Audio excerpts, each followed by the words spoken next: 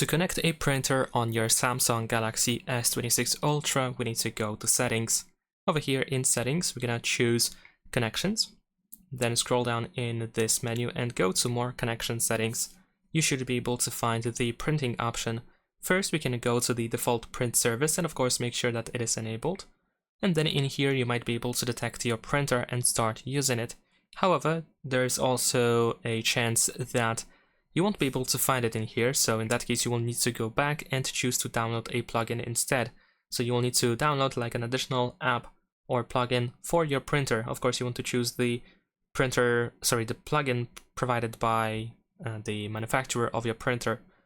And in some other cases, you will have to download a very specific app, and that is usually mentioned in the manual, the user manual of your printer, because these printers sometimes can require you to use like apps made specifically for them.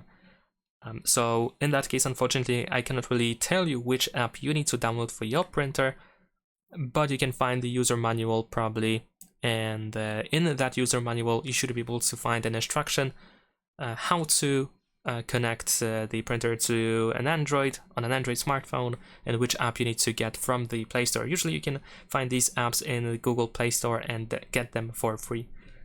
And that is pretty much it. Leave a like and subscribe.